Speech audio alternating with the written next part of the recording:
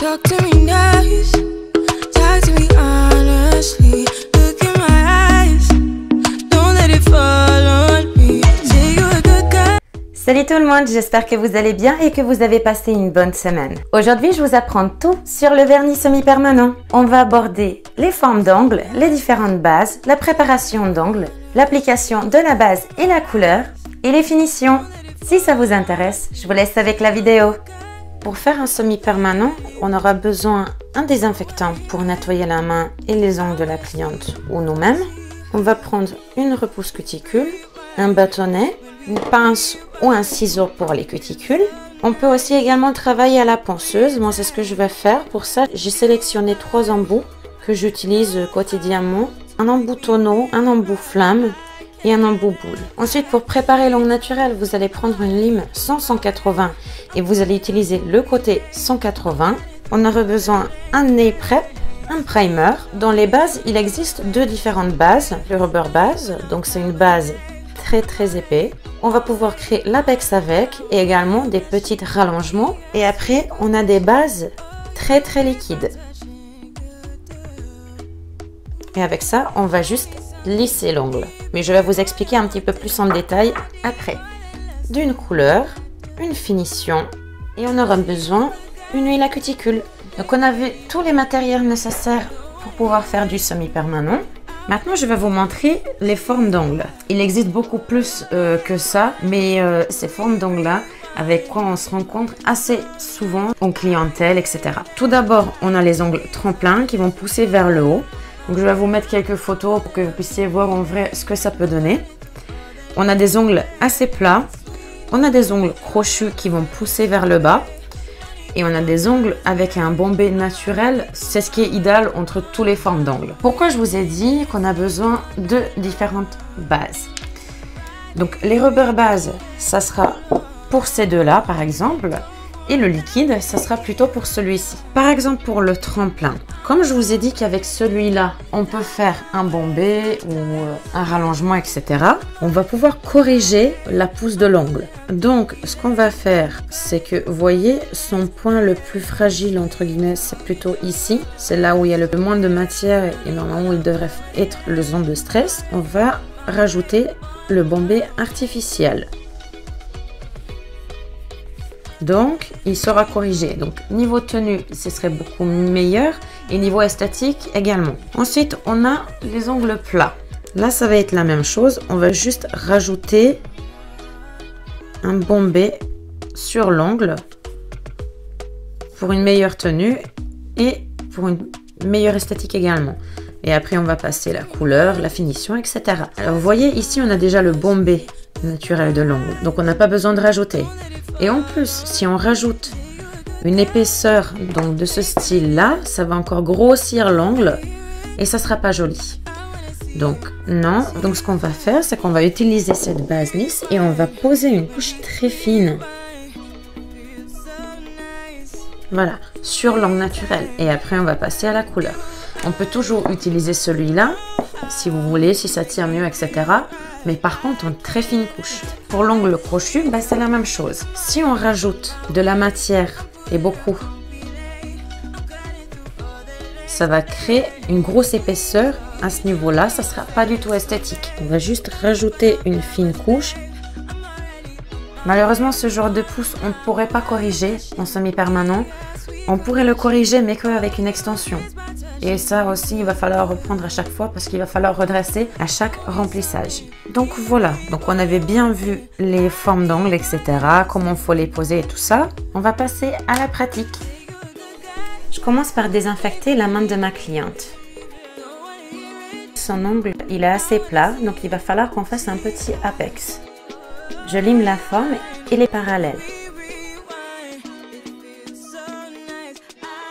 Je vais vous montrer sur 2 ongles chaque étape.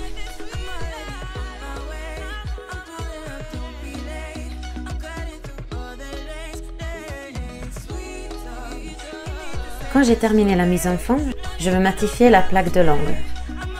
Cette étape ne faites jamais avec un bloc polissoir. Pour ouvrir les écailles de l'ongle, il nous faut un lime 180.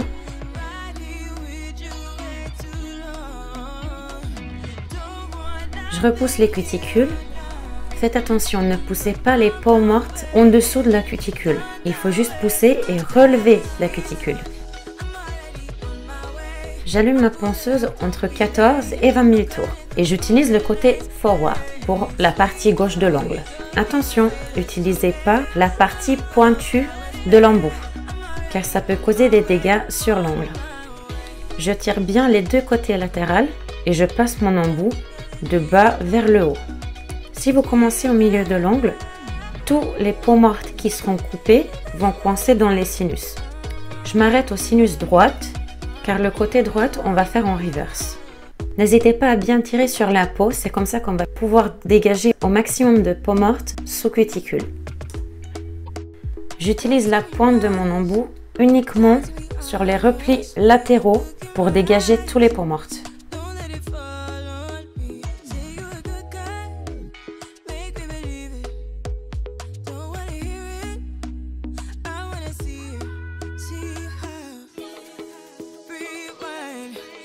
Quand j'ai terminé les 10 doigts côté gauche, je vais passer au côté droite en mode reverse. Je n'appuie jamais sur l'ongle, c'est uniquement la vitesse de rotation qui travaille.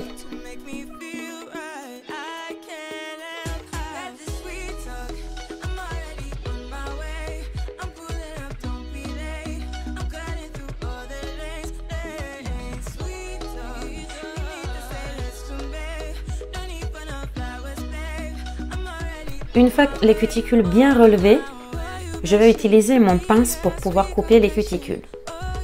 Faites très attention, coupez que les parties blanches, car c'est que ces parties-là qui sont mortes. Si vous touchez la partie vivante, la cliente va saigner et ça va ouvrir une brèche pour les microbes et les bactéries.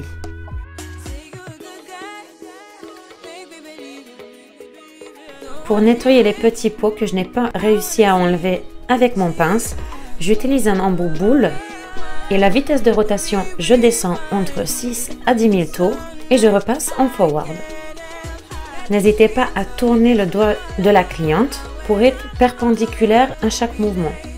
Il existe plusieurs types de cuticules. Il y a la cuticule sèche et dure. Souvent, on retrouve ça chez les personnes âgées ou alors chez les rongeuses. Il existe aussi des cuticules humides.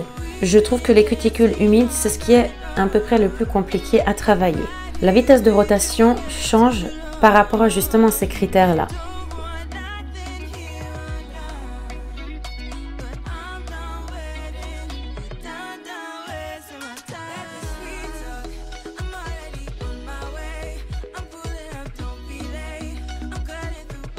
Je repousse mes cuticules à nouveau pour avoir un maximum de place.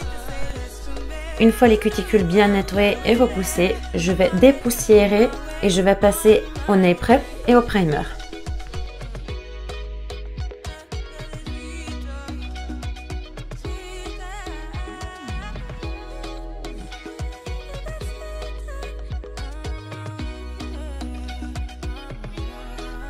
Je pose une fine couche de base.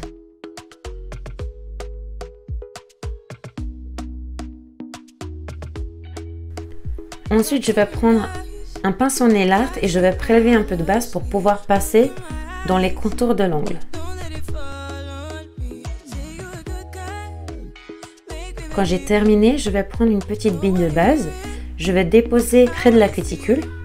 Je vais décharger mon pinceau. Je vais déposer mon pinceau sous la goutte et je vais la pousser contre la cuticule. À cette étape-là, n'hésitez pas à tirer la cuticule vers le haut. Si votre base qui coule sur le côté, n'hésitez pas à retourner la main parce que si vous le laissez comme ça, ça va élargir l'ongle et ça va faire un ongle assez gros, ça ne sera pas joli. Une fois terminé, je vais retourner la main pour concentrer toute la matière plutôt au milieu.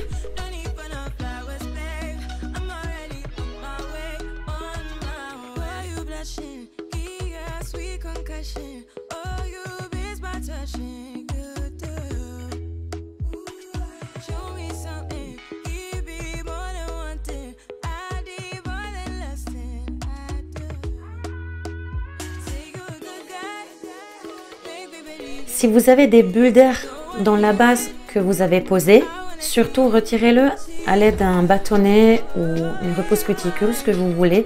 Faut les éclater, sinon ça va créer des sortes de petits trous et donc la couleur va rentrer dedans et ça ne sera pas joli. En plus, à la prochaine remplissage, vous allez devoir enlever plus de matière que ce que vous devez pour éliminer la couleur coincée dans la petite boule. Ma cliente a adoré la couleur blanc de la base, donc on a gardé cette couleur-là et on va faire un petit nail art sur chaque doigt. Pour ça, j'ai pris 3 couleurs. Donc j'ai pris un bleu pastel, un rose pastel et un bleu foncé. Je dépose ces 3 couleurs sur ma palette et aussi une goutte de base ainsi liquide. Et je vais faire des mélanges de chaque couleur avec la base. Ensuite, je vais déposer les couleurs une à côté de l'autre et je vais les estamper un par un.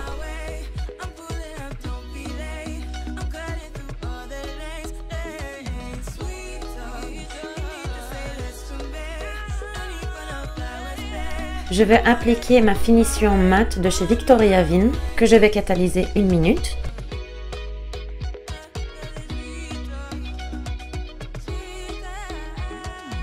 Je vais prendre mon gel transfert foil de chez Beautylux et je vais faire comme des petits éclairs au milieu de l'ongle.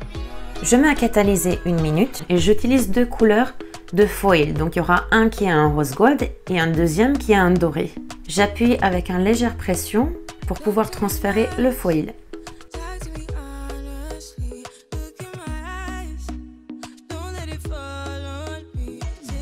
Quand j'ai terminé les 10 doigts, je vais prendre ma finition brillante et je vais passer sur chaque partie où j'ai posé le foil.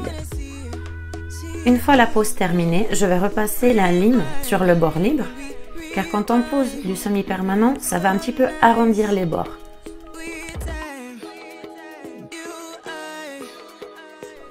Donc voici l'apex et voici le résultat final.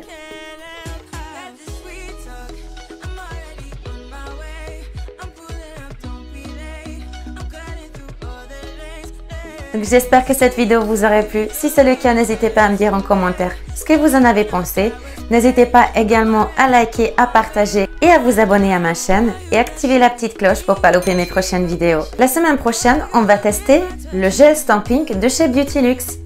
Moi, je vous dis à vendredi prochain. Ciao!